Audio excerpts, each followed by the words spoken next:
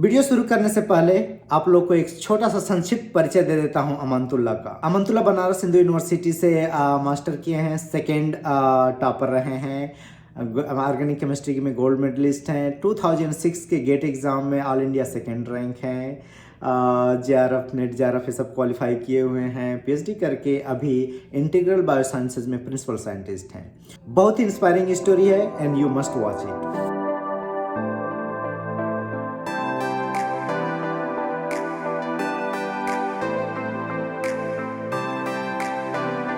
अमानतुल्लाह अपने जॉब के साथ साथ एक यूट्यूब चैनल चलाते हैं जिसका नाम है केमविज, जिस पे फुल केमिस्ट्री पढ़ाते हैं। आप बताएंगे उस पे किस तरह की केमिस्ट्री पढ़ाते हैं, किस लोगों को केमिस्ट्री हेल्प कर सकती है, क्या क्या टॉपिक होता है, किस तरह के लोग आपके चैनल को देख के अपनी लाइफ में केमिस्ट्री सीख सकते हैं। सो जो पर्सन भी केमिस्ट्री से नेट एंड गेट क्वालिफाई करना चाहता है और किसी तरह की उसको प्रॉब्लम है या किसी भी ईयर का पेपर सोल्यूशन चाह रहा है तो प्लीज अमानतुल्लाह के चैनल केमविज को चेकआउट कीजिए। इस वीडियो के नीचे लिंक रहेगा। आई एम 100% श्योर, क्योंकि अमानतुल्लाह मुझे पढ़ाए हैं तो इससे बेस्ट टीचर मैंने केमिस्ट्री में अभी नहीं देखा है। तो आप जरूर जाए और चैनल को चेक करें, इस वीडियो के नीचे रहेगा। और हम लोग आगे वीडियो शुरू करते हैं। यूपी2एसएस सीरीज का ये नेक्स्ट स्टोरी है और इस स्टोरी में मैंने इनवाइट किया है अपने बेस्ट फ्रेंड को, डॉक्टर अमानतुल्लाह। थोड़ा बड़ी हो सकती है, हम लोग प्रोफेशनल नहीं है तो थोड़ा सा वीडियो में ग्लिच आ सकता है, साउंड कम अधिक हो सकती है, but you must watch this full story. Amanatullah America में नहीं है, बट अमानतुल्लाह को अमेरिका में कभी भी जॉब मिल सकती है और अमानतुल्लाह अमेरिका ऑलरेडी घूम चुके हैं। पहली बार अमानतुल्लाह अमेरिका में आए थे कंपनी के थ्रू, तो New York, New Jersey, San Francisco जगह घूम रहे थे। मौका नहीं मिल रहा था मेरे साथ टाइम स्पेंड करने का। किसी तरह अमानतुल्लाह को मैंने न्यूयॉर्क में पकड़ा। 3 दिन हम लोग न्यूयॉर्क में खूब मस्ती में घूमे हैं, न्यूयॉर्क सिटी में। तो अमानतुल्लाह पहले बताइए कि अभी क्या कर रहे हैं आप? Thank you Santosh for the kind invitation. छोटी सी फार्मास्यूटिकल कंपनी है जिसमें करंटली मैं एज ए प्रिंसिपल साइंटिस्ट काम कर रहा हूँ। एक मेरी टीम है और हम लोग मॉलिक्यूल डिजाइन करते हैं और फिर सिंथेसाइज करते हैं। सिंथेसिस जब हो जाती है तो उसको टेस्टिंग के लिए कभी तो ये ड्रग डिस्कवरी का काम करते हैं आप लोग, ये नया हाँ मॉलिक्यूल ये सिंथेसाइज करते हैं और डेवलप करते हैं कि एक ड्रग कैसे काम करेगी। हाँ ड्रग बेसिकली हम लोगों का काम है प्री क्लिनिकल स्टडीज तक ड्रग को ले जाना। तो वहां से कुछ अचीवमेंट्स, पेटेंट वगैरह, कुछ पब्लिकेशन वगैरह? 4 पेटेंट तो अभी मिल गए हैं हमें और 2 अभी पाइपलाइन में है। अभी अमानतुल्लाह क्या कर रहे हैं इस पे हम लोग और डिटेल में बात करेंगे, बट पहले चलते हैं कि इनके फैमिली बैकग्राउंड में क्या था। फैमिली में बेसिकली मैंने अपने पेरेंट्स को बहुत पहले खो दिया है। जब मैं 4th क्लास में था तभी मेरे फादर एक्सपायर हो गए। मेरी मदर तो आपको तो पता ही हो 2009 में 9 में एक्सपायर की। तो जब आपके फादर एक्सपायर कर गए क्लास 4th में, तो सारी फाइनेंशियल रिस्पॉन्सिबिलिटी और घर का सब कौन देख रहा था? उस टाइम तो मेरे भैया लोग देखते थे। सिचुएशन बहुत बुरा नहीं था क्योंकि उस समय जो बनारसी साड़ी का बिजनेस था वो बहुत अच्छा चलता था। उनके एक्सपायर होने के बाद हमें ज्यादा फील नहीं हुआ कि हमारे फादर हैं कि नहीं है, क्योंकि फाइनेंशियल तो कोई प्रॉब्लम नहीं हुआ उस समय। लेकिन बाद में धीरे धीरे बिजनेस खराब होता गया तो बाद में बहुत सारी दिक्कतें आई। इवन मैं भी बुनाई करता था। और मैं बता दूं, इनके घर के साड़ी हाथ की बिनी हुई साड़ी और कुछ हमारे घर भी आई हुई है।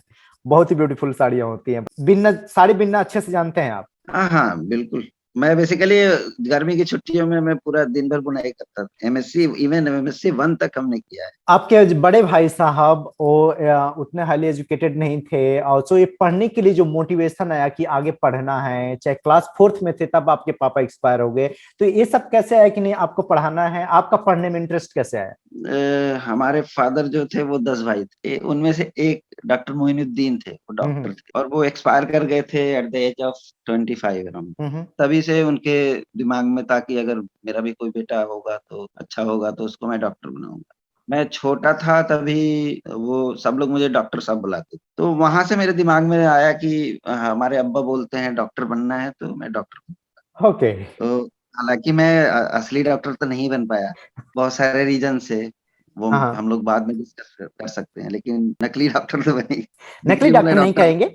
Yes, PhD people are officially doctor लिख सकते हैं, बट मेन मोटिवेशन था उनका कि यस डेफिनेटली पढ़ लिख के और आगे जाएगा, हम लोग जो काम कर रहे हैं उससे वे मच बेटर आगे जाएगा, तो एक उनके पास ये मोटिवेशन था। हाँ, तो उनके एक्सपायर होने के बाद हमने सोचा कि अब ये हमारे फादर चाह रहे थे डॉक्टर बने, तो मैं हाँ। डॉक्टर बनूंगा। तो ओके। इसलिए मेरा मैथ्स बहुत अच्छा था, और जब हमने बायो चूज किया तो हमारे बहुत सारे जो टीचर थे, फेवरेट टीचर, बहुत नाराज थे। कि इतना ब्रिलियंट लड़का बायो क्यों चूज कर रहा है? क्या रीजन है ये, हालांकि उन लोगों को जब बाद में पता चला तो उन्होंने सॉरी बोला कि मुझे पता नहीं था। सो जिनको पता नहीं है बता दूं, डॉक्टर अमानतुल्लाह अहिरौरा मिर्जापुर के रहने वाले हैं। और तो बताइए कि जो आपका प्राइमरी एजुकेशन था वो कैसे कंप्लीट हुआ, कैसा स्कूल था, कैसी पढ़ाई होती थी क्लास 1 to 5 तक? क्लास 1 to 5 हमने किया है एक इस्लामिया प्राइमरी स्कूल, एक सरकारी स्कूल हुआ करती थी जो अब नहीं है। उसमें उर्दू मीडियम में, उर्दू हिंदी मीडियम में पढ़ाई हुआ करती थी। बेसिकली एक या दो टीचर हुआ करते थे, हम भी उसी स्कूल से पढ़े हुए। क्लास 1 to 5 में ब्रिलियंट स्टूडेंट थे, एवरेज स्टूडेंट थे,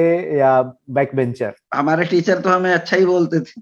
अरे अपने आप, अमनतुल्लाह की खास अपने बात है, अपनी बड़ाई कभी नहीं कर सकते, कभी नहीं कर सकते। मैं कर सकता हूँ बट ये कभी नहीं करते। और घर से भी लोग अच्छा बोलते थे। मेरे जो टीचर थे वो भी रोजा रहते थे, तो साइकिल से आया करते थे रमजान के दिनों में। रमजान के दिनों में एक ही मीटिंग पढ़ाई हुआ करती, धूप की वजह से वो नहीं जा पाते थे सरिया गांव, तो वो ऑफिस में अपने सोए थे, तो हम लोग उनका हाथ पाँव दबाते थे। और फिर वो हम लोगों को ऑफिस से फुटबॉल और ये सब निकाल के देते थे। क्लासरूम होता था, तो उसमें हम लोग खूब मारा मारी खेलते थे फुटबॉल से, कभी कभी उनका साइकिल लेके अंदर चलाते भी थे। जो स्कूल होते हैं गांव में, वो सब की स्कूल के का एक गुड पार्ट होता है कि जो गुरु और शिष्य का और जो स्टूडेंट्स और उसका रिलेशनशिप होता है काफी लाइक क्लोज होता है, एक दूसरे को दिल से भी मानते हैं और उनको प्रमोट करना चाहते हैं। हाँ, वो था, और वो रिलेशन बना भी रहा हम्म। अंटिल वो एक्सपायर कर गए अभी अच्छा। 3 साल पहले। 3 साल पहले और तो जब नहीं भी तो मैं, जाते थे मिलते थे उनसे? हाँ, जब भी मैं जाता था, जब भी तो नहीं, फिर भी साल में एक बार ईद या बकरीद पे उनके घर जाके मिलते मिलते थे। थे। 6 to 8 का सेम जगह पे पढ़ाई किया या मूव आउट किए वहां से कहीं और? नहीं, वो हमारे टाउन में एक जय हिंद विद्या मंदिर इंटर कॉलेज है, हम्म। वहीं से हमने 6 to 12 किया। हम्म। क्योंकि बाहर जाने का कोई सीन नहीं था, बाहर हम्म। जाने पे पैसा ज्यादा खर्च होता है। उस समय कोई हमें आइडिया भी देने वाला नहीं था कि बाहर एजुकेशन अच्छा है यहाँ से या खराब है। वो हमारे टाउन का तो सबसे अच्छा स्कूल था, लेकिन शुरू में तो बहुत ज्यादा दिक्कतें आई, क्योंकि हम ज्यादा उर्दू पढ़े थे हम्म। और हिंदी थोड़ा बहुत जानते थे, इंग्लिश हमें वहां से, हम लोग, आप भी शायद पढ़े होंगे, क्लास 6 से ABCD हम पढ़े हैं। यस, क्लास 6 से इंग्लिश शुरू होती थी, बट आपको वो भी इंग्लिश भी क्लास 6 से शुरू करना था और हिंदी भी, क्योंकि आप सारी पढ़ाई उर्दू में किए थे। हाँ, हिंदी का बैकग्राउंड जानते थे उतना ज्यादा, हमने जैसे ग्रामर वगैरह, ये पर्यायवाची शब्द और विलोम शब्द, ये हम्म। सब नहीं था। इवन जब हमें तो पता नहीं था कैसे क्या होता है, भैया भी हमारे उतना ज्यादा पढ़े नहीं थे, बट बेचारे वो लेकर हमको गए स्कूल में, तो टीचर ने बोला कि वो एक तो टेस्ट हो चुका है, तो रिजल्ट भी उस पे क्वेश्चन वगैरह लिखा हुआ था, तो वहां से हमने देख लिया क्या क्या है। पड़ोस में थे पिंटू भैया, तो उनसे हम जाके पूछे कि ये सब क्या होता है, अनुलोम विलोम ये सब, तो 2-4 दिन में पढ़ के फिर दूसरा टेस्ट दिए, तो हो गया एडमिशन। मिडिल स्कूल में क्लास बंकिंग होने लगी थी? मीन्स जैसे 8 पीरियड होता था टोटल, हाँ। तो बीच में जैसे इंग्लिश वाला आ गया या हिंदी वाला आ गया या संस्कृत वाला आ गया, तो अगर नहीं याद है तो वो क्लास में खड़ा करके वो डंडे मारते थे हाथ, तो उससे बचने के लिए वो पीछे वाले दरवाजे से निकल के भाग जाएगा, वो पीरियड भाग बंक कर देते थे। उसके बाद वो पीरियड खत्म होने के बाद फिर आ जाते थे। सो कौन सा सब्जेक्ट फेवरेट रहता था मिडिल स्कूल में? फेवरेट तो हमारा मैथ्स ही था, बट सिक्स क्लास में, बट फ्रेंकली स्पीकिंग हमें बहुत प्रॉब्लम हुई। किसी तरीके से हमने मैनेज किया कि पास हो जाएं। जब रिजल्ट आया तो रिजल्ट आने के बाद मैं घर गया और घर ले जाके रिजल्ट में उसमें बक्से में डाल दिया। फिर भैया को पता चला तो बोले कि रिजल्ट दिखाओ, तो हमने बोला वो खराब है, हम दिखाएंगे नहीं। बोले फेल नहीं हुए ना, हमने बोला नहीं फेल तो नहीं हुए हैं। हम्म। बोले ठीक है, पास हो गए ना। उन्हें बस इतना ही मतलब था, फेल है कि पास। वहां से मैं इंस्पायर हुआ, मुझे लगा कि आज साल भर में मेहनत किया होता तो आज मुझे मुंह न चिपाने। अब मेरे पास तो कोई बेस नहीं था, ना तो कोई पढ़ाने वाला था, ना कोई ट्यूशन था। एक था कि हम जो कुछ भी है मैं मेमोराइज कर लूंगा। तो 7th क्लास से मैं क्या करता था कि जैसे ही कोई क्लास होता था, चाहे हाँ। हिस्ट्री हो, चाहे जियोग्राफी हो, चाहे इवन मैथ्स, आज जितना पढ़ाया गया आज मैं रट लेता। क्वेश्चन पूछते थे तो, अब किसी को तो रटा हुआ नहीं है, बट मेरा रटा हुआ होता था, मैं ऐसे हाथ ऊंचा करके, कोई नहीं बताता था, मैं खड़ा होके मुझे तो रटा हुआ भड़ भड़ भड़ भड़ बोल देता, तो सर लोगों को अच्छा लगता था, तारीफ करते थे मेरी, देखो इतना अच्छा लड़का है, आज का man of the match Amanatullah है, अच्छा लगता था। हाँ। कि और पढ़ेंगे तो और शाबाशी मिलेगी। तो ऐसे ही करते-करते थोड़ा-थोड़ा जिज्ञासा होने लगी कि हमें और पढ़ना चाहिए। सभी सब्जेक्ट में मेहनत करने लगता था। इनकरेजमेंट मिलता गया और मोटिवेशन बढ़ता गया, और फिर मोटिवेशन बढ़ता गया। मिडिल स्कूल में काफी इम्प्रूवमेंट हो गया। 8th क्लास में मुझे थोड़ा-थोड़ा समझ में आने लगा, तो मैं जो रटने वाली क्षमता थी वो कम हो गई और और समझने वाली समझने वाला क्षमता ज्यादा हो गया। रट के ऐसा नहीं कि खाली रट लिया, रट के कुछ समझता भी था कि हम्म। मैथमेटिक्स में जैसे ये सवाल रट लिया, तो उसकी बेसिस पे मैं दूसरा सवाल सॉल्व कर लेता था, रटे हुए ओके। बेसिस पे। उसमें ऐसे-ऐसे हुआ है तो ये वाला क्वेश्चन द ऐसे होगा। Possibility of. दूसरी ट्यूशन जॉइन की हनुमान भैया वाली, तो वहाँ पे अच्छा ग्रुप मिला। मेन जो बूस्टअप मिला, वहाँ से मिला। 8th क्लास में मेरा कभी-कभी टेस्टिंग में पूरा-पूरा 50 में 50 नंबर आ जाता था। Point to be noted here. So Amanatullah बोल रहे हैं कि क्लास 8 में अच्छा ग्रुप मिला और वहां से काफी इंप्रूवमेंट मिला और मोटिवेशन मिला। मैं हमेशा पॉइंट करता हूं कि अपने सराउंडिंग में अच्छे दोस्त पालना बहुत जरूरी है। और इस वीडियो के एंड में आप देखेंगे कि अमंतुल्लाह हमारे बेस्ट फ्रेंड है और अमंतुल्लाह ने हमको कैसे हेल्प किया है। दोस्तों का जो ग्रुप होता है और जो स्टडी ग्रुप होता है कि एक साथ कुछ करने का जज्बा है, पढ़ना है हम लोगों को, वो एक अच्छा ग्रुप बन जाता है तो बहुत आगे तक ले जाता है। तो उसमें से काफी दोस्त कुछ अभी कनेक्शन में है आपके साथ? हाँ, बहुत सारे हैं। और 9th क्लास में मैं गया, मैं 6 मंथली एग्ज़ाम होता था। पूरा का पूरा किया था। मुझे एक्सपेक्टेशन था कि मेरा जो है 100 में 100 नंबर आएगा। बट आया क्या, 100 में 98 आया। फिर मैं वो कॉपी लेके और 2 नंबर रोते कम हो हुए गया, अभी भी दुखी हो रहे हैं। हाँ, 2 नंबर इसलिए कम हो गया कि जैसे एग्ज़ाम में उसमें ज्योमेट्री में पढ़े होंगे, रचना बनानी होती। तो क्लास में टीचर ने बोला था, अगर आपने बना दिया है तो लिखने की ज़रूरत नहीं है। तो एग्ज़ामिनेशन हॉल में वो थे, हमने बोला सर लिखने की ज़रूरत है? उन्होंने बोला कि नहीं ज़रूरत नहीं है। बट जब उन्होंने कॉपी चेक किया तो 2 नंबर काट दिया। ट्यूशन पढ़ते थे ना, वो भी उसी स्कूल में पढ़ाते। तो उनके पास गया तो उन्होंने बोला कि यार ये सब कुछ नहीं होता है। तुम 10th क्लास देखो, 10th, ओके, ये सब उन्होंने कुछ बोला नहीं कि ये है। सब 6 मंथली कुछ नहीं है, थिंक बिगर। कुछ नहीं होता। हाँ, वो 10th का बोर्ड एग्ज़ाम में देखो, बोर्ड एग्ज़ाम में जो क्लास का सबसे टॉपर स्टूडेंट था वो दीपक सिंह था। वो अभी भी हमारा बेस्ट अच्छा फ्रेंड है। हम्म। अभी भी कनेक्शन में है उससे। लेकिन 10th क्लास में मेरा नंबर दीपक से ज़्यादा आ सो गया। आप 10th क्लास में वहां के टॉपर रहे हैं? हाँ, 10th क्लास में वहाँ मैं पहला स्टूडेंट था जिसका 78% आया। किस ईयर में पास किया? 98 में हमने पास किया था। सो और 98 में उस अगेन कल्याण सिंह की सरकार, और 78% हाँ, यूपी में आना बहुत बड़ी चीज है। इट्स लाइक रियली बिग हाँ। चीज। आई एम और उसमें 48, हमारा सेम ईयर। प्रैक्टिकल में उन्होंने कम कर दिया था, पता नहीं क्यों कम हुआ था, ये हाँ। मैं बोल नहीं सकता। हाँ। 13 नंबर मिला था, जो फेल लोग लड़के थे उनको 20-20 नंबर मिला था प्रैक्टिकल में। ओके, अगर तो वो मिल जाता तो और भी आपका नंबर काफी हाई हाँ, हो तो हमारे जाता। हमारे जो प्रिंसिपल थे, उनका कहना था कि अगर 13 नंबर और मिल गया होता लड़के को, 7 नंबर, हम्म। तो यूपी की मेरिट लिस्ट में नाम आ जाता इसलिए। वाह, अगर तो प्रैक्टिकल में सही नंबर मिलता तो यूपी के मेरिट लिस्ट में नाम आ जाता। वाह। एनीवे, आपका ऑलरेडी बहुत सारी मेरिट में नाम आया है, यूपी की क्या, इंडिया की मेरिट लिस्ट में नाम आया है। तो इंटरमीडिएट भी सेम स्कूल से किया? हाँ, इंटरमीडिएट भी सेम स्कूल से किया। जो फंडिंग होती थी इंटरमीडिएट के लिए, प्राइवेट फंडिंग, तो लोगों को ₹50 पर मंथ पे करने। कभी 1 से 50 हो गया तो हम लोगों को ज़्यादा लगता था। तो वो भी फीस हमने प्रिंसिपल से बोल के माफ़ करवाई थी कि हम मेधावी छात्र हैं और हम्म। इकोनॉमिक कंडीशन अच्छा नहीं है, हाँ तो हाँ। माफ़ कर दीजिए। वो भी हमने माफ़ करवा लिया था। सो कोई इंटरेस्टिंग स्टोरी?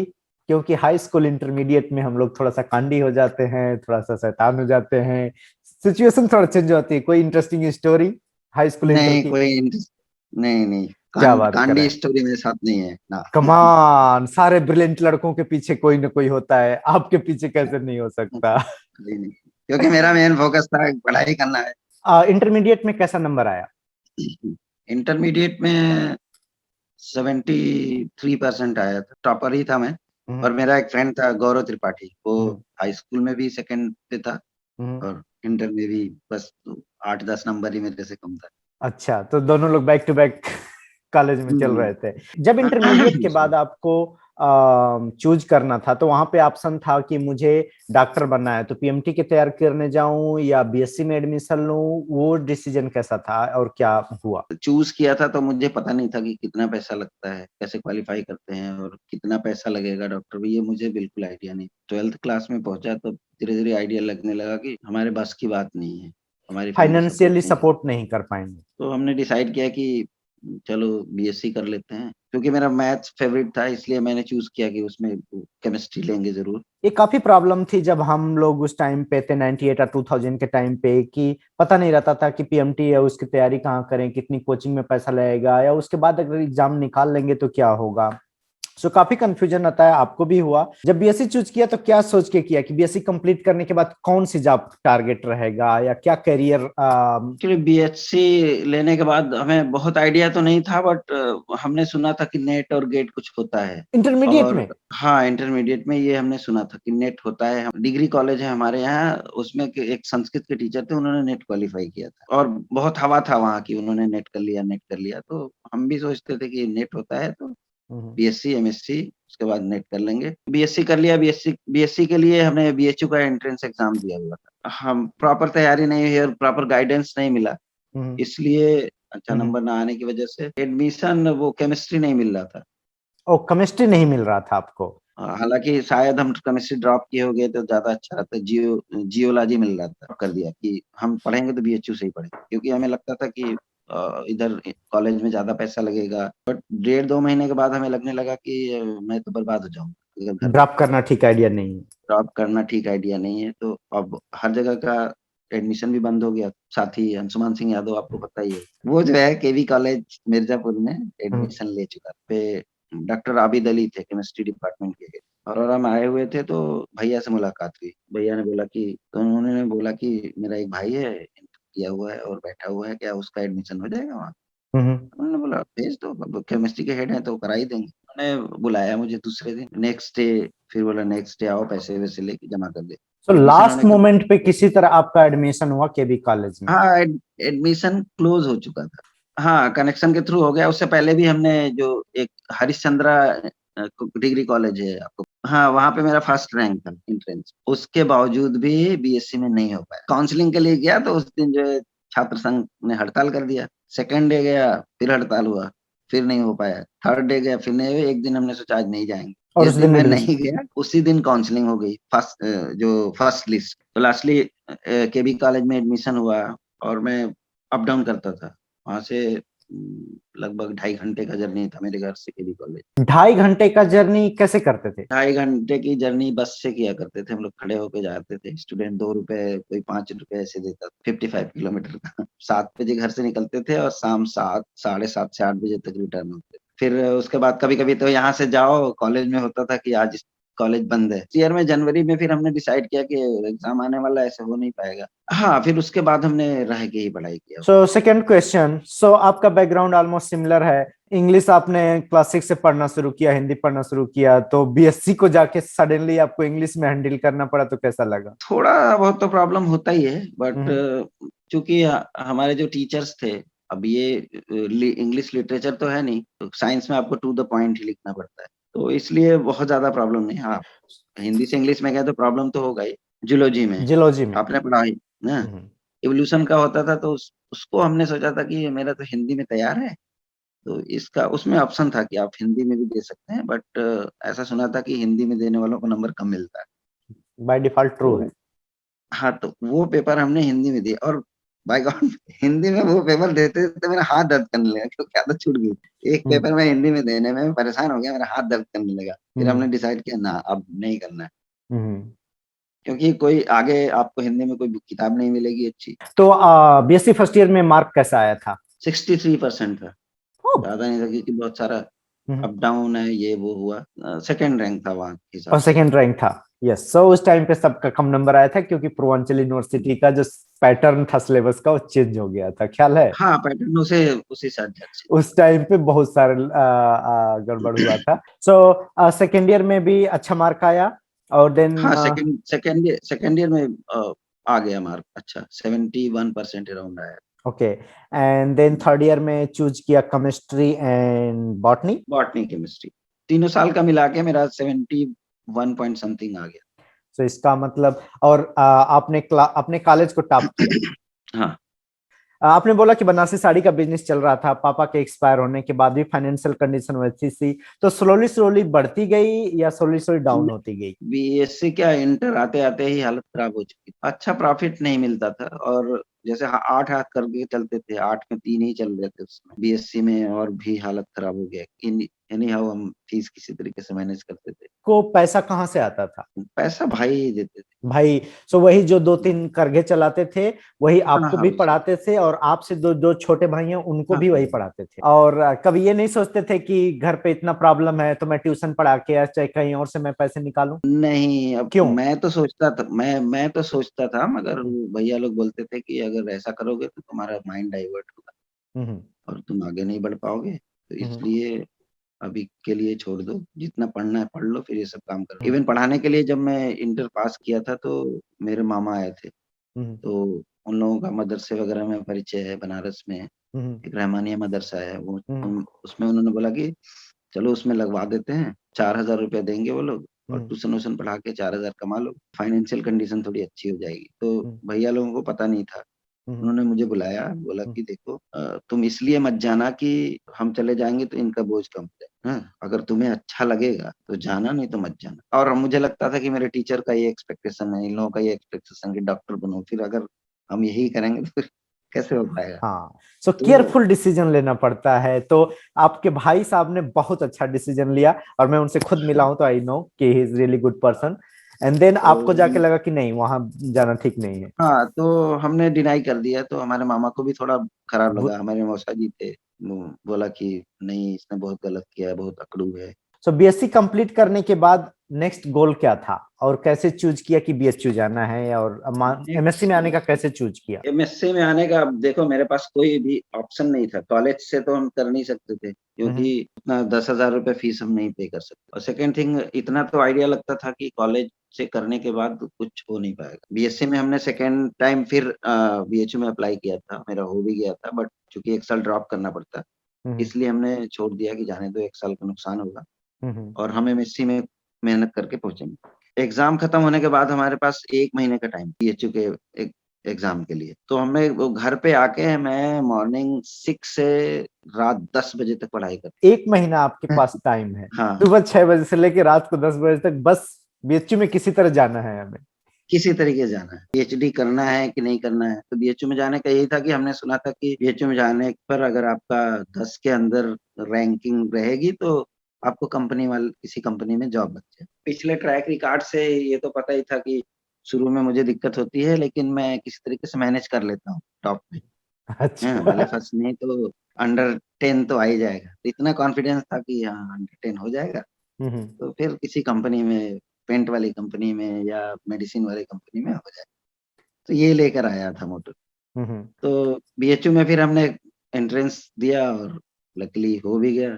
होने के बाद फिर वहां पर भी दिक्कतें आई। उन सब दिक्कतों से तो आप अवेयर हैं, आपके साथ आप हमने अवेयर पिछले हैं, बट बाकी डिस्कशन। सब लोग अवेयर नहीं है। सो चलिए थोड़ा सा बीएचयू के बारे में बात करते हैं। तो पहले बताइए हम लोग की मुलाकात कैसे हुई? हमारे डिपार्टमेंट के सामने गार्डन है, फिजिक्स डिपार्टमेंट हम्म। का गार्डन है। वहीं पे मैं घर से उस समय अप डाउन कर, तो घर से निकलता था, तो जनरली मैं अभी कहीं पे जाता हूँ तो थोड़ा बफर टाइम लेके चलता हूँ। लगभग आधे घंटे पहले आके वो चबूतरे पे बैठा हुआ था, तभी इधर से संतोष आया, फिर मैं इंट्रोड्यूस दिया, तो फिर भोजपुरी में बातें होने लगी। और हम लोग वो पूर्वांचल यूनिवर्सिटी से थे, हिंदी भाषी थे, तो इसलिए हम लोग ज्यादा क्लोज आए। सो उस पे हमारी फ्रेंडशिप के बारे में, and how close we are, और कैसे एक दूसरे से बॉन्डिंग हुई है, कैसे एक दूसरे को हेल्प किए हैं, सपोर्ट किए हैं, उस पर सेपरेट ब्लॉग होगा। लेट्स फोकस ऑन जब आपका बीएचयू एंट्रेंस में आ गया, मेरिट लिस्ट में आ गया, उस टाइम की स्टोरी आप शेयर कीजिए, जब आपका एडमिशन ऑलमोस्ट कैंसिल होने वाला था। बीएससी थर्ड ईयर का रिजल्ट था, तो हमने क्या किया था कि मार्कशीट का मुझे लगता नहीं था कि मिल पाएगा, इसलिए हमने कुछ प्रोविजनल सर्टिफिकेट हुआ करते थे, प्रोविजनल रिजल्ट। तो मेरा एक फ्रेंड, उसका कुछ पहुंच था, तो हम्म। उसने अपना बनवाया था, तो हमने बोला था कि मेरा भी बनवा दो। हम्म। तो वो उधर से प्रोविजनल बनवाया, और जब यहाँ ओरिजिनल रिजल्ट आया, ओरिजिनल रिजल्ट आने के बाद देखा मैं, तो उसमें मेरा इनकम्प्लीट लिखा हुआ। डिग्री में इनकम्प्लीट लिखा है? हाँ, क्रॉस लिस्ट जो आया हुआ था, पहले क्रॉस लिस्ट आके चिपकता था बोर्ड पे, हम्म। तो वहां से देखा और मेरा दिमाग खराब कि अब क्या करूं मैं। बहुत ज्यादा सदमे में हो गया कि अब तो मेरा एडमिशन भी कैंसिल हो गया। हम्म। मैं वहीं पे रोने लगा, फिर गया टीचर के पास। उन्होंने, जो जिन्होंने एडमिशन कराया था, उन्होंने बोला बेटा मैं कुछ नहीं कर पाऊंगा, क्योंकि आई एम रिटायर्ड नाउ। हम्म। उन्होंने हाथ खड़े कर लिए। फिर प्रिंसिपल भी थोड़ा अकड़ू टाइप का था। अब मेरे पास प्रोविजनल सर्टिफिकेट है पास होने का, हम्म।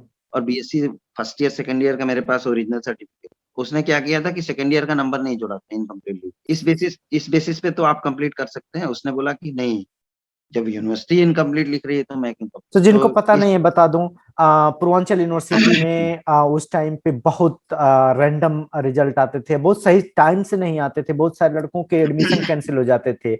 बीएचयू बहुत स्ट्रिक्ट था क्योंकि ओरिजिनल सर्टिफिकेट चाहिए, वेरीफाई करते थे वो लोग, इसके बाद एडमिशन देते थे। और इधर अमनतुल्ला का रिजल्ट नहीं आ रहा था। तो ये स्टार्ट आउट कैसे किया कि ये इनकम्प्लीट है या कैसे कंप्लीट कराना है, क्योंकि गजट, अब क्रॉस लिस्ट बोल रहे हैं जिसको गजट बोलते थे हम लोग। वहां से फिर हमने किसी तरीके से रिक्वेस्ट करके, मेरा छोटा भाई गया, प्रिंसिपल को कन्विंस किया।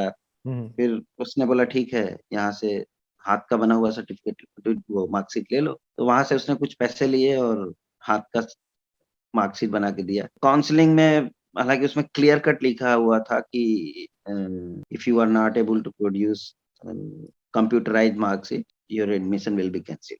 Clear cut yes. बीएचयू के बुकलेट में लिखा हुआ। तो फिर हमने क्या किया कि हमने सोचा कि अब तो होना नहीं है। फिर हमने सोचा कि यार चलते हैं, पत्थर पे पानी ही बहाते हैं, हो सकता है हो जाए एडमिशन। तो ये सोच के मैं गया काउंसलिंग में गया। तो काउंसलिंग हुई किसी तरीके से। फिर मुझे बोला कि तुम्हारा हो जाएगा, मगर तुम्हें कंप्यूटराइज मार्कशीट लानी ना पड़ेगी। ना ना, इस तरह नहीं बोलते हैं, तुमड़ा तो नहीं होगा। तो हमने बोला हाँ सर ला देंगे। बोला कब लाओगे? हमने बोला सर आप जितना टाइम दो। उन्होंने बोला कि अभी बोलता हूँ अभी लाओगे? हमने बोला सर नहीं, अभी कैसे हो पाएगा। वो बोला ठीक है, हम सफिशिएंट टाइम देंगे, मगर तुम्हें लाना पड़ेगा। हमारे पड़ोस के जो चाचा हैं, उनके एक रिलेटिव थे, वो मास्टर है। उनका पड़ोसी एक था, सुशील कुमार कर, वो हम्म। क्लर्क था। वो पूर्वांचल यूनिवर्सिटी में ही क्लर्क था हम्म। उस समय। हम्म। और इससे पहले बीएचयू में सेन गुप्ता वगैरह को भी जानता था। तो उसके पास गए तो वो अच्छा बंदा था। उसने बोला कि ठीक है, 1,000 रुपए हमको दे दो।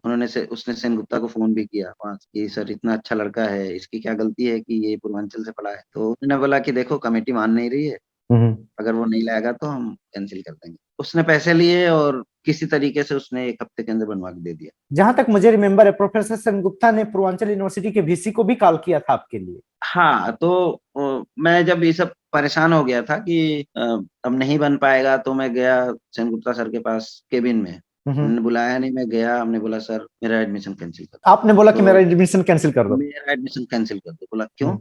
पागल हो गया है? हम्म। मैं बोला हाँ सर, हम तो ला नहीं पा रहे हैं। अच्छा, मैं तेरे साहब को कॉल करूंगा। तो उसने वहां से हेड को कॉल किया, तो उन्होंने अपनी कोशिश की, बट उधर से हो नहीं पाया। हम्म। तो हमें बैकडोर से ही किसी तरीके से पैसे दे के बनवाने पड़े। अब बात करते हैं कि हम लोग पूर्वांचल से गए थे, पूर्वांचल की वजह से क्या क्या फेस किए, क्या क्या प्रॉब्लम आई और कैसे कैसे आपने ओवरकम किया बीएचयू में। सबसे बड़ा फियर तो इंग्लिश का था। हम्म। हालांकि इंग्लिश में हम लोग पूर्वांचल में पढ़ते थे, किताब तक ही लिमिटेड। बीएचयू का सिलेबस और पूर्वांचल का सिलेबस बिल्कुल ही डिफरेंट था, टोटली आपको डिफरेंट। पता होगा। तो उसमें से बहुत सारी चीजें जो एमएससी में हम लोग पढ़ते थे, वो बीएचयू के जो स्टूडेंट थे ऑलरेडी किसी तरीके से बीएससी इंट्रोडक्टरी में पढ़े पार्ट तो हुए पढ़े, थे। बीएससी में पढ़े ही थे। सबसे ज्यादा दिक्कत आती थी क्वांटम केमिस्ट्री में। हमारे फेशियल एक्सप्रेशन से आदमी बता सकता है कि मैं तकलीफ में हूँ या खुशी हूँ, या क्वेश्चन समझ में आ रहा है नहीं आ रहा है। तो चंद्रा सर समझ जाते थे और उठा देते थे। बट मैं कभी भी इसको नेगेटिव में नहीं लिया, क्योंकि अगर नहीं आ रहा है तो मेहनत करूंगा। हम्म। ये नहीं था कि मैं क्लास छोड़ के भाग जाऊं। इनको समझ तो में आने लगा, बट मैंने छोड़ दिया था कि क्वांटम का एग्जाम ही नहीं देना। Anyway, that is different story. वो धीरे धीरे समझ में आने लगा। फिर चंद्रा सर का क्लास आने लगा। सेन गुप्ता सर के क्लास में भी बड़ी दिक्कत हुआ करती थी। उनके लिए भी हमने किताबें पढ़नी शुरू की करते। उनसे पूछो कौन सी किताब फॉलो करते, you can follow any book. धीरे धीरे ऐसे ही करके और मैं नोट्स बनाने लगा। नोट्स हम्म। बनाने की तो पुरानी आदत है, हर चीज का हम्म। मैं नोट्स बना के रखता था। ये हम बहुत प्रॉब्लम होती थी कि बीएचयू के लड़के बीएससी के सिलेबस में ही काफी पढ़े रहते थे और वो लोग एक्साइट होकर कुछ बताते थे, और पूर्वांचल के लड़के कुछ भी नहीं पढ़े रहते थे काफी चीज बीएससी में। तो उनको लगता था कि क्या हो गया है, ये लड़के इतनी ब्रिलियंट कैसे हैं, हम लोग को कैसे कुछ नहीं आ रहा है। एंड अनदर प्रॉब्लम क्या होती थी आपको प्रैक्टिकल में। हाँ, तो प्रैक्टिकल में भी पीछे पीछे ही रहते थे। जैसे हमें अमित मिल गया था, अमित के पीछे रहते थे, भैया यही लीडर है सब बताएगा। हमें तो कितना, लगभग 50 से ऊपर सामान मिले होंगे हम लोग। सबका तो नाम भी पता नहीं था। तो मिक्सचर सेपरेशन ये सब मिलता था, तो बीएचयू वाले तो अपना 1 1.5 घंटे में ही करके वो अपना बोरिया बिस्तर बांधने लगते थे। हम लोगों को लगता था ये कैसे कर लेते और हैं। हम लोग शाम तक स्टक किए रहते थे कि कैसे होगा। उसके बाद प्रैक्टिकल बुक लिखना और टफ हो जाता था, वो भी हम लोग कभी नहीं लिख के रहते थे। कैसा एक्सपीरियंस था कि लड़के कैसे ट्रीट करते थे, या आपको कैसे फील होता था वहां पे, वो एक्सपीरियंस थोड़ा जरूर शेयर करना चाहिए। शुरू में तो हम लोग, मुझे तो बहुत एम्बैरेसिंग फील होता था। टीचर भी कुछ थे जैसे वो पूर्वांचल का नाम सुन के ही बोलते थे इसको तो कुछ नहीं आता होगा। इस इन सब चीजों से डिमोरलाइज नहीं हुए, हमें वो हम करके दिखाएंगे। मैंने अपनी वीडियो में भी बताया था आप लोगों को कि बीएचयू में जितनी इंसल्ट हुई थी पूर्वांचल की वजह होने से, उतनी इंसल्ट पूरी दुनिया में कहीं नहीं हुई थी। खड़ा हुए, कोई क्वेश्चन पूछा, क्वेश्चन पूछने से पहले अगर पता चल गया पूर्वांचल का है, बैठ जाओ, तुम्हें तो नहीं आता होगा। ये सब चीजें फर्स्ट ईयर तक ही रही। फर्स्ट ईयर में जैसे ही मार्कशीट आया, मार्कशीट आने के बाद पूरा चेंज हो गया। काफी सारे टीचर्स को ये भी उम्मीद थी कि जैसे आप एंट्री किए थे पूर्वांचल से, उनको लगता था कि काफी कुछ चीजें इन लोगों को पता ही नहीं है, बट आपका सडनली जो आपका नंबर था और रैंक था काफी हायर आ गया, तो everyone was like so surprise. Teacher ही नहीं, सारे हॉस्टल में लड़के भी सरप्राइज हो गए कि अमन। मुझे ख्याल है कि सेनगुप्ता जी ने पांडे जी के सामने जब अशोक और अखिलेश वगैरह थे तो बोला था, स्पेशली मेरे बारे में और आपके बारे में, कि काफी अच्छा परफॉर्मेंस है। इस वजह से कि उन लोग को ये भी एक्सपेक्टेशन थी कि पूर्वांचल वाले तो हमेशा सब फेल होते हैं, तो ये सब भी फेल ही हाँ, होंगे। वो हिस्ट्री हिस्ट्री के बेस पे उन्होंने बोला था। सो मैं यहाँ पे एक स्टोरी पॉइंट आउट करना चाहूंगा कि क्वांटम केमिस्ट्री और स्पेक्ट्रोस्कोपी दो पेपर ऐसे थे कि जो one of the tough paper थे, और मैंने उसमें अपनी होप छोड़ दी थी। एग्जाम से कुछ दिन पहले अमनतुल्ला ने मुझे सजेस्ट किया कि संतोष इसको छोड़ो नहीं, तो मैं कहा नहीं, मेरे से नहीं हो पाएगा, इसलिए मैंने डिसाइड कर लिया है कि इसके पार्ट 2 से मैं इनफ नंबर निकाल लूंगा पास होने बाद। तो बोला कि नहीं, तुम छोड़ो नहीं, मैं कुछ क्वेश्चन बताता हूँ, सिलेक्टेड क्वेश्चन दोनों पेपर में, तुम या तो याद कर लो, या तो समझ लो, या तो रट्टा मार लो। तो अमनतुल्ला छित्तीपुर में रहते थे, प्राइवेट रूम लेके, हॉस्टल में नहीं रहते थे। तो वहां पे मैं गया और मुझे क्वांटम केमिस्ट्री में तीन तीन क्वेश्चन आई थिंक रट्टा मरवाए थे, या क्या पार्टिकल इन 3 डायमेंशन भी, हम्म। और स्पेक्ट्रोस्कोपी में भी ऐसे ही। तो मैंने उनको समझा भी, इनसे वो रट्टा भी मार। नेप्थलीन का energy yes, diagram. One of the और बिग हमें याद है क्वेश्चन। कि इवन वो क्वेश्चन हमने नहीं किया था। यस। मैं वो परटर्बेशन थ्योरी का किया था। और शायद आप ही होगे फर्स्ट स्टूडेंट जिन्होंने कि वो अटेंड किया था क्वेश्चन। यस, उस क्वेश्चन को काफी लोगों ने छोड़ दिया था, टफ क्वेश्चन था, बट अमनतुल्ला ने मुझे समझाया था, बोला था समझना है समझ लो, रट्टा मारना है रट्टा मार लो। और मैंने जाके वो सारे question directly big big question से दोनों पेपर में मैंने किया, और वन ऑफ द मतलब अच्छा नंबर मेरा आया था उस दोनों पेपर्स में। मैं आप लोग को शुरू में भी बोला कि अपने सराउंडिंग में आप दोस्त कैसे पालते हैं ना, इसका डायरेक्ट इम्पैक्ट होता है। तो जिस पेपर में मैं पास होने के लिए वो कर रहा था, उस पेपर में मेरा अच्छा नंबर आ गया, just because of Amanatullah. MSc first year में एक पेपर होता था स्टीरियो केमिस्ट्री, और उसके टीचर नहीं थे, तो बीएचयू में फर्स्ट ईयर में उसको कोई नहीं पढ़ाया, और ये बोल के कि इससे क्वेश्चन नहीं आएगा। आपने क्या किया? मैंने तो किताबें ली और स्टडी किया। और उनमें जो मेरी अच्छी सबसे अच्छी तो नहीं कहेंगे, बट जो पहली किताब थी जो मुझे बहुत अच्छी लगी वो थी पाउला यूरकानब्रिस की। वो किताब कलर्ड प्रिंट थी, यस। लाइब्रेरी में पड़ी। तो हमने क्या किया कि लाइब्रेरी से इशू कराया। इवन मैंने नहीं इशू कराया था, अंशुमान सिंह यादव ने इशू कराया था। वो किताब हमने ले ली। और वहां का रूल था कि आप ले नहीं जा सकते, बट मैं घर लेके चला गया।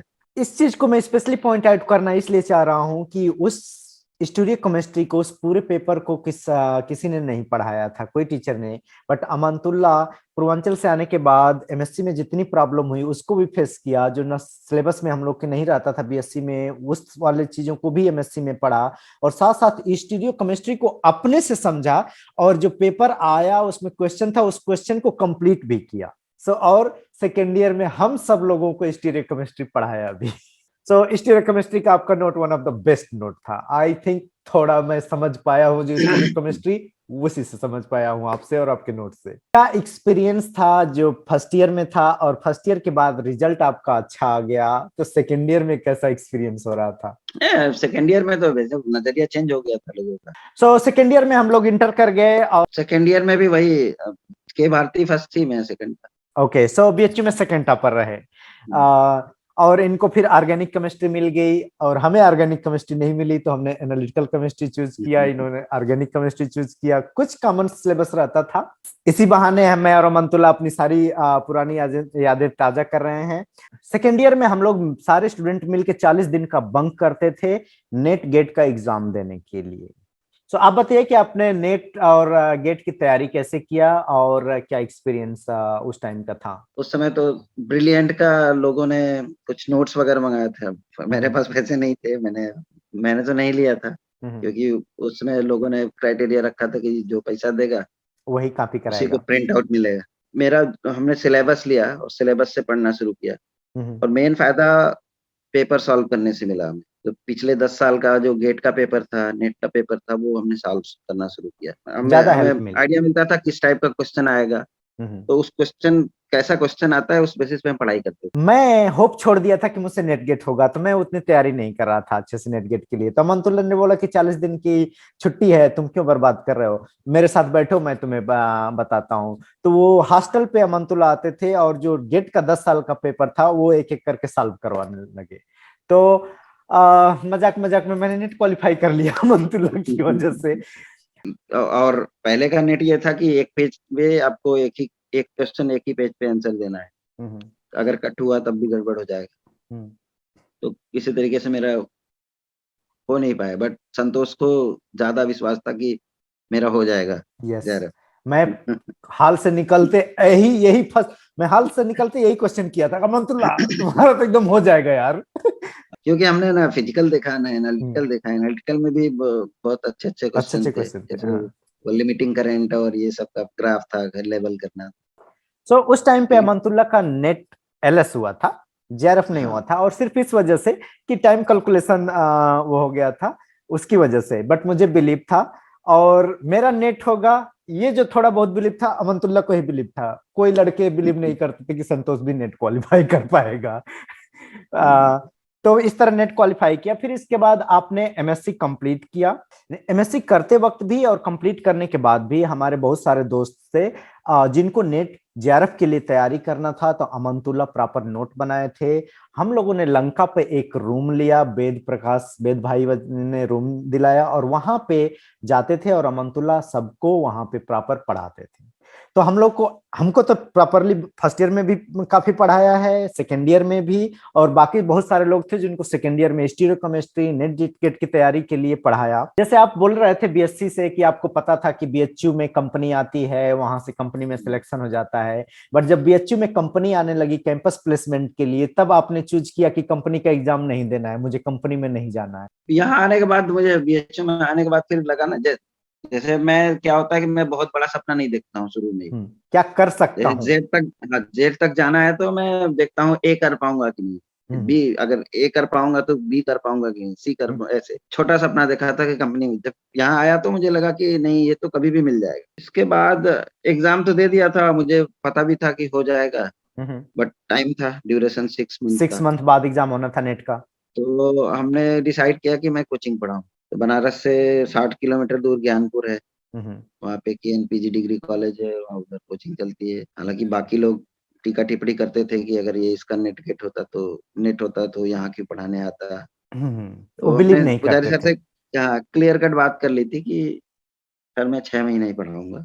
लड़के जैसे एजुकेशन के लिए भूखे हुए थे। शुरू में लोग भड़काते भी थे हमारे खिलाफ, बट हम्म। लड़कों ने जब समझ लिया तो वो हमें खाने तक का फुर्सत नहीं था। हम्म। खाना खाते थे तब भी वो रूम पे चले आते थे। वहां पे क्या हम्म। था, बच्चों को अगर कोई क्वेश्चन पूछ ले तो डांट के बैठा देते। हम्म। लेकिन हमने बोल दिया था कि अगर आपको कोई डाउट हो यहाँ हम्म। पूछ सकते हो, नहीं मेरे घर जा सकते हो। हम्म। तो मेरे घर पे भी मैं खाना बना रहा हूँ, बच्चे आके बैठे हुए हैं क्वेश्चन पूछने के लिए। हम्म। और वहां पे नेट गेट का ऐसा कुछ नहीं था, बट मेरे जाने के बाद लोगों में जिज्ञासा जगी कि हाँ नेट गेट क्या होता है। कैसे क्वालिफाई और कर सकते उसमें हैं। से एक और वहां से अशोक कुछ पांडे है। लड़कों, जो आप लड़कों को पढ़ाते थे उसमें से कुछ लड़के नेट गेट क्वालिफाई किए। हाँ नेट गेट, ये अभी तो वीरेंद्र तिवारी यूएसए में पोस्ट डॉक कर रहा है। यस। एंड कुछ और हमारे एक, बीएचयू के जूनियर भी जाते थे वहां पे ट्यूशन पढ़ने के लिए हाँ, ज्ञानपुर। आपने दोबारा जेआरएफ क्वालिफाई किया। जून का एग्जाम देने के बाद चला आया, दिसंबर तक रिजल्ट आया। हाँ, जेआरएफ में एसपीएम तो कॉल जिनको आया। नहीं पता है, नेट जेआरएफ में जब आप थोड़ा हायर रैंक पे होते हैं तो एसपीएम कॉल आता है स्पेशल फेलोशिप के लिए। तो तो एसपीएम कॉल दोनों तरीके से आया था। एक तो इधर ये होता है कि गेट गेट का रैंकिंग अच्छा होता है तब भी आता है। नेट में टॉप 20% को आता था एसपीएम कॉल। जिनको नहीं पता है, नेट के साथ साथ एक गेट का एग्जाम होता है जो आईआईटी कंडक्ट कराती है, and almost equally even more tough लगता है मुझे नेट जेआरएफ से। आपने गेट का एग्जाम कब दिया था? हाँ, गेट का exam 2006, just before joining PhD. आपका क्या रैंक आया था? मेरा सेकंड रैंक आया था, और उसमें भी मैं बता दूं, जो मैं कोचिंग ऑल इंडिया जनवरी तक सेकेंड पढ़ाया रैंक। था, ऑल इंडिया सेकंड, हम्म। जनवरी तक कोचिंग पढ़ाया था, और कुछ हम्म। और जेआरएफ हो गया था, तो नहीं, मेरा मन नहीं था देने का, तो मैं बीएचयू गया। सतपाल था मेरा जूनियर, उसके रूम में रुका था रात में। उसने बोला कि भैया 1,000 रुपए खर्च किए हैं तो दे दीजिए। तो फिर मेरे पास 3-4 दिन का टाइम बचा हुआ, हम्म। तो उसी में मैं अपना पुराना नोट पलट दिया था, प्लस रिसेंटली पढ़ा के आया हुआ था, मैं जस्ट गया और दे दिया। All India second rank. High school में बता रहे थे कि अगर प्रैक्टिकल में 7 नंबर ज्यादा मिल जाता तो इनका मेरिट लिस्ट में, यूपी के मेरिट लिस्ट में नाम आ जाता। उसके पास मोटिवेशन था, एनर्जी थी, यूपी के ऑल इंडिया सेकंड रैंक ला के दे दिए, and one of the tough exam होता है। एंड देन आपने पीएचडी ज्वाइन कर लिया सीडीआरआई में। एक्चुअली सीडीआरआई मेडिसिनल केमिस्ट्री का एक प्रीमियर इंस्टीट्यूट है हम्म। इंडिया का। हम्म। तो मैं तो इस पर्पज से गया था कि मैं मेडिसिनल केमिस्ट्री सीखूंगा। हमने जिस गाइड को ज्वाइन किया था, डॉक्टर कमलाकर अवस्थी को, उनका बिल्कुल जो प्योर मेडिसिनल केमिस्ट्री नहीं था। हम्म। हालांकि उनका काम जो है वो मेडिसिनल केमिस्ट्री में बहुत ही बेसिक तरीके से इन्वॉल्व होता है, बट हम्म। लोगों को समझ नहीं है चीजों हम्म। का। सुप्रामोलिकुलर केमिस्ट्री, आप मॉलिक्यूलर रिकॉग्निशन बोलते, पाई पाई इंटरेक्शन, जो स्ट्रक्चर बेस्ड ड्रग डिजाइनिंग है, हम्म। वो इन्हीं सब नॉलेज की बेसिस पे ही होती है। बट लोगों को इतना अवेयरनेस नहीं था, इसलिए लोग मजाक उड़ाया करते थे, पाई पाई बुलाते थे। हम्म। हमने भी ज्वाइन किया तो मुझे भी बोले पाई पाई इंटरेक्शन ज्वाइन कर। तो शुरू में तो मैं भी फ्रस्ट्रेट हो गया था, कि मुझे लगा कि मैं अब मुझे छोड़ देना चाहिए, हमने गलत गाइड ज्वाइन कर ली। हम्म। हालांकि एक दो बार कोशिश भी किया गेट की बेसिस पे, फिर हमने आईआईटी कानपुर में इंटरव्यू के लिए भी। आपने सीडीआरआई से पीएचडी खत्म किया और फिर इसके बाद आपने इंटीग्रल बायोसाइंसेज में ज्वाइन किया एज ए साइंटिस्ट पोजीशन। एक क्वेश्चन यहाँ ये उठता है कि आप बीएचयू में कंपनी में नहीं जाना चाहते थे, फिर पीएचडी करने के बाद आप फाइनली कंपनी ज्वाइन किए, क्यों? मुझे तो नौकरी की जरूरत थी जल्दी से जल्दी। पोस्ट डॉक के लिए भी सोचा था, मैं रिनाउंड फेलोशिप में ही जाना चाहता था, हम्म। किसी प्रोजेक्ट फेलोशिप में नहीं जाना चाहता था। हम्म। तो इसके लिए हमने न्यूटन फेलोशिप अप्लाई किया था, तो न्यूटन फेलोशिप उधर अप्लाई करके इधर कंपनी ज्वाइन किया था, ये दिमाग में रखते हुए कि अगर न्यूटन हमने क्वालिफाई कर लिया तो हम्म। 6 महीने बाद यूके चला जाऊंगा, और अगर नहीं हुआ तो फिर शादी कर लूंगा और कंपनी में हाँ, कंटिन्यू करूंगा। एक मिनट, आ जाओ, आ जाओ, आ जाओ हेलो। समीर, इधर आओ। नो, ही इज नॉट बंद now, he is talking here, he is talking here. हाँ हाउ आर हाँ, यू? एक मिनट, एक मिनट गाइस, एक मिनट, एक मिनट, हाँ, ये हाँ। हेलो हेलो बोला हो। समीर। हेलो समीर। अंकल के पास एक क्यूट क्यूट बेबी है। हम्म। अभी अभी थोड़ी देर में दिखाएंगे, थोड़ी देर दिखाऊंगा, में। थोड़ी देर अभी में थोड़ी देर में दिखाऊंगा। दिखाएंगे बेबी को। एकेडमिक में ज्यादा मन था जाने का, हम्म। तो एकेडमिक के लिए इंडिया में अच्छी पोजीशन मिलने के लिए आपको पोस्ट डॉक की जरूरत होती है। हम्म। स्कॉलरशिप के लिए अप्लाई किया, तो यहाँ हम्म। अप्लाई किया, और अप्लाई करने के बाद कंपनी ज्वाइन किया, और ये माइंड में रखते हुए कि 6 महीने के अंदर अगर हो गया हम्म। तो हम कंपनी छोड़कर यूके चले जाएंगे। तो हम्म। सेकेंड थर्ड फाइनल राउंड में वो फेल हो गया। हम्म। बहुत सारे रीजन थे, क्योंकि डिग्री अवार्डेड नहीं था, प्लस वहाँ का जो गाइड था, गाइड का भी रिटायरमेंट था, हम्म। तो एमेरिटस हो जाता बाद में, इन सब हम्म। फैक्टर्स से। और वो शायद वर्ल्ड में 40 लोगों को ही मिलता है, तो नहीं क्वालिफाई कर पाए। बट बाद में फिर आपने हमने फिर डिसाइड, ट्राई भी नहीं किया? फिर हमने, हाँ, फिर छोड़ हमने दिया? ट्राई भी नहीं किया। हाँ, हम्म। छोड़ दिया। और इसके बाद हमने एकेडमिक के लिए अप्लाई भी किया था, सीडीआरआई और university of Allahabad, BHU. Company में आप प्रिंसिपल साइंटिस्ट हैं, आपका 4 से ज्यादा पेटेंट हो चुका है, आप कंपनी में अच्छा करियर चल रहा है, तो इट्स नॉट बैड। आप जिस फील्ड में रहना चाहते हैं, मेडिसिनल केमिस्ट्री में आप अच्छा कर रहे हैं। मैं चाहूंगा कि आप कुछ सजेशन दें, जैसे आपकी तरह कोई लड़का है जो हाई स्कूल में या इंटरमीडिएट में या कोई स्ट्रगल फेस कर रहा है, चाहे उसके पास इनफ रिसोर्सेज नहीं है, उसके लिए कुछ मोटिवेशनल बातें बोल सकते हैं तो बोलिए, उनको क्या करना चाहिए, उनको सजेशन कुछ दे सकते हैं? अब मैं यही बोलना चाहूंगा कि पहले तो सेल्फ कॉन्फिडेंस डेवलप करना चाहिए लोगों को। हम्म। सेल्फ कॉन्फिडेंस हो, हम्म। और अगर सेल्फ कॉन्फिडेंस हो तो शायद फाइनेंशियल सिचुएशन लिमिटिंग नहीं बन सकता है। हम्म। फाइनेंशियल प्रॉब्लम सॉल्व करने के लिए तो गवर्नमेंट से लोन ले सकता है आदमी, हम्म। या और भी फंडिंग है। लोग, इवन अब लोग भी बहुत सारे ऐसे मिल जाते हैं जो आपको फंडिंग करने के लिए तैयार हो जाते हैं। तो आप कहना चाह रहे हैं कि अगर आप सेल्फ कॉन्फिडेंस है या चाहे वो इंटरेस्टेड है करने के लिए, तो फाइनेंशियल कंडीशन उतनी लिमिटिंग नहीं रहती है, उनको कहीं नहीं, ना कहीं नहीं। से कुछ ना कुछ निकल आता है, उनके ऊपर है। मैं इनकी स्टोरी से क्या क्या मैं पॉइंट आउट किया, मैं डेफिनेटली कुछ लोगों को शेयर करना चाहूंगा। फर्स्ट, आपको मोटिवेशन होना चाहिए। जैसे अमनतुल्लाह के पास मोटिवेशन था कि इनके पापा बोलते थे कि इनको डॉक्टर बनना है, इनके टीचर भी, तो इनको एक वहां से मोटिवेशन था कि मुझे कुछ करना है। या इनका 5th क्लास में न किसी तरह पास हुए थे, तो वहां पे इनको साक लगा, तो इनको ये था कि नहीं हमें अब कुछ करना है, तो वहां से मोटिवेशन लिया, लॉन्ग टर्म के लिए मोटिवेशन लिया। फर्स्ट चीज ये, आपको एक अच्छा सा मोटिवेशन होना चाहिए और उसके पीछे आपको काम करना चाहिए। फ्रेंड्स, आपके सराउंडिंग में फ्रेंड्स कैसे हैं ये बहुत इंपॉर्टेंट है। आपने देखा अमनतुल्लाह ने हमें कैसे हेल्प किए बीएचयू में और दोस्तों को। अमनतुल्लाह खुद बोल रहे हैं कि इनकी जो फ्रेंड सर्किल क्लास 8 में बनी, जिससे स्टडी ग्रुप अच्छा बना, तो उससे काफी अच्छी सर्किल ग्रो हुई। आप किसी ऐसे फ्रेंड के बारे में शेयर करना चाहेंगे, दो सब जो आपको बहुत इंस्पायर किया हो, हेल्प किया हो? इंस्पायरेशन तो हमने दीपक से लिया था। हम्म। वो क्लास में सबसे अच्छा था, तो मैं सोचता था कि मैं भी उसके जैसा अच्छा बनूं। तीसरा चीज ये पॉइंट करना चाहूंगा कि आपका फोकस होना चाहिए। जैसे मंतुल्ला से मैंने पूछा था, हाई स्कूल और इंटरमीडिएट में थोड़ा सा कांडी सिचुएशन हो जाती है, लड़के भाग जाते हैं, आपके साथ कुछ ऐसा हुआ? बोला कि नहीं, मैं एकदम फोकस था। तो इनका फोकस हमेशा था। दूसरा फोकस वाली बात, इनके भाई साहब ने बोला था कि बीएससी में ट्यूशन भी पढ़ा सकते हैं, कुछ और तरीके से पैसे निकाल सकते हैं, बट नहीं, ये था कि नहीं, माइंड डाइवर्ट होगा, सो कंप्लीट फोकस करना है इनको स्टडी पे। वो भी काफी हेल्प किया होगा।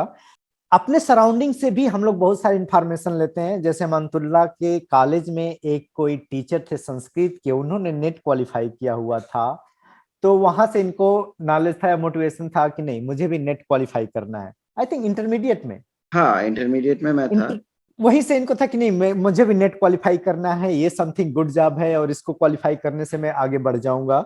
एंड लास्ट चीज मैं बात करना चाहूंगा कि आपके पास कितनी फाइटिंग स्पिरिट है। सो बीएचयू में खुद मैंने अमनतुल्ला की फाइटिंग स्पिरिट देखा है। जैसे कि क्वांटम केमिस्ट्री हम लोग बीएससी में नहीं पढ़े थे, चंद्रा सर पढ़ाते थे, आधा चीज उनके समझ में नहीं आता था। अमनतुल्ला को क्वांटम केमिस्ट्री का कुछ भी नॉलेज नहीं है, फिर भी एकदम उसके पीछे पड़ जाना है, उसको समझना है, रट्टा मारना है, याद करना है। याद किए, रट्टा मारे, समझ लिए, समझ के हमको समझा भी दीजिए। एक पेपर जो कोई नहीं टीचर पढ़ाया था उसको भी पढ़े, हम लोग को पढ़ाए। तो एक इनका वो था कि नहीं कुछ नहीं आ रहा है तो उसको मैं तोड़ दूंगा, समझ जाऊंगा, तो उसे फाइट करने की एक स्पिरिट थी। तो एक फाइटिंग स्पिरिट भी होनी चाहिए हम लोग को लाइफ में आगे बढ़ने के लिए। तो ये अमनतुल्ला की स्टोरी से ही सारे अच्छे अच्छे पॉइंट्स हैं, आप भी अपनी लाइफ में इंप्लीमेंट कर सकते हैं। या आपकी लाइफ में ऐसा कोई मोटिवेशन था या ऐसी कोई चीजें थी जो आपको हेल्प की आगे बढ़ने के लिए, तो प्लीज कमेंट में शेयर जरूर कीजिए। और जो लोग केमिस्ट्री पढ़ना चाहते हैं और केमिस्ट्री का नॉलेज रखना चाहते हैं, मैं बता दूं, अमनतुल्ला एक बहुत अच्छा यूट्यूब चैनल चलाते हैं जिसका नाम है केमविज। चलिए, मैं अपने चैनल पे वही जो टफेस्ट टॉपिक्स है हम्म। उसी का वीडियो डालता हूँ। जैसे हम्म। कि स्टीरियो केमिस्ट्री आपने बोला, हम्म। स्टीरियो केमिस्ट्री का मैक्सिमम लेक्चर मेरा स्टीरियो केमिस्ट्री पे ही है। चलिए, नेट और गेट आप के पेपर्स हैं पुराने, वो भी सॉल्व करके हमने डाले हुए हैं। कोई भी पर्सन अगर नेट गेट की तैयारी कर रहा है या बीएससी और एमएससी कर रहा है और वो केमिस्ट्री पढ़ रहा है, तो आपके चैनल को डायरेक्टली देख सकता है, वहां से उसको काफी हेल्पफुल इंफॉर्मेशन मिल सकती है। इस वीडियो के नीचे एक अमनतुल्ला के चैनल का लिंक रहेगा, तो जिनको भी केमिस्ट्री जानना है, बहुत अच्छे से इंग्लिश में केमिस्ट्री पढ़ाते हैं। और कोई भी क्वेश्चन हो नेट का, गेट का, और कोई भी फेमस रिएक्शन है, प्रॉब्लम है ऑर्गेनिक केमिस्ट्री की, इन जनरल केमिस्ट्री की, सब अपने चैनल पे पढ़ाते हैं। तो प्लीज जाइए और इनके चैनल को चेक कीजिए। और ये स्टोरी कैसी लगी आप इसके बारे में जरूर बताइए। Thank you very much for watching and bye bye, see you later, and really a big hand for Amantullah, and I am really happy that thank you. Amantullah जैसे लोग हमारी लाइफ में आए, हमारी लाइफ को भी काफी इम्प्रूव कर दिए। So thank you very much Amantullah,